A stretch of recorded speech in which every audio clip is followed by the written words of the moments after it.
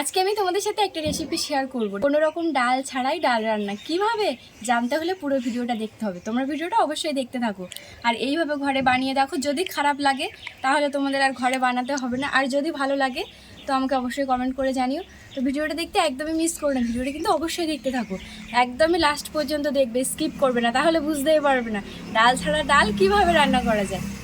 তো এখানে দেখো আমি নিয়ে নিয়েছি 4 পিস ডিম আর একটা আলু ছোট ছোট করে কেটে। এবারে আমি সব কিছু সিদ্ধ করে নেব।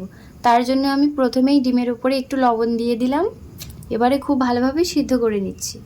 ডিম আলু খুব ভালোভাবে সিদ্ধ হয়ে গেছে, এবারে নামিয়ে নিচ্ছি। চলো ডিম চারটে এবারে ছাড়িয়ে নিই। তোমাদেরকে আর ডিম ছাড়ানো কি দেখাবো, তোমরা তো সবাই ডিম ছাড়াতেই পারো। তো দেখো ডিমগুলিকে এবার ছাড়িয়ে নিচ্ছি। এদিকে কড়াই গরম করে কড়াইয়ের মধ্যে দিয়ে দিলাম পরিমাণ মতো তেল। তেল গরম হয়ে গেছে, তেলের মধ্যে একটু হলুদ, সামান্য একটু লবণ হলুদ দিয়ে ডিমগুলিকে ভেজে নেব।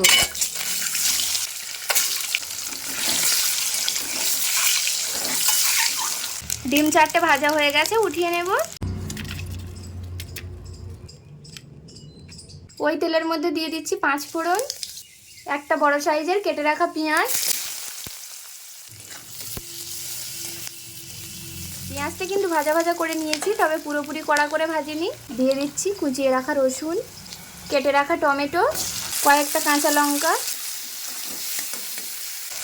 সব কিছু একসাথে একটু ভাজা ভাজা করে নিয়েছি। এবারে আমি দিয়ে দেব সিদ্ধ করে রাখা আলুর টুকরো, দিয়ে দেব পরিমাণ মতো হলুদ, স্বাদ মতো লবণ হলুদ দিয়ে আলুটাকে 1 থেকে 2 মিনিট খুব ভালোভাবে আমি একসাথে ভাজা ভাজা করে নিচ্ছি।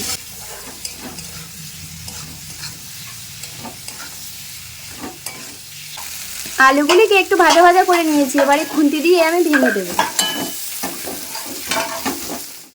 আলুগুলিকে ভেঙে নিয়েছি, ভেজে রাখা ডিম দিয়ে দেব। ভেজে রাখা ডিম দিয়ে একটু নাড়াচাড়া করেই আমি পরিমাণ মতো জল দিয়ে দেব। পরিমাণ মতো জল দিয়ে দিয়েছি, 2 মিনিট ফুটিয়ে নেব।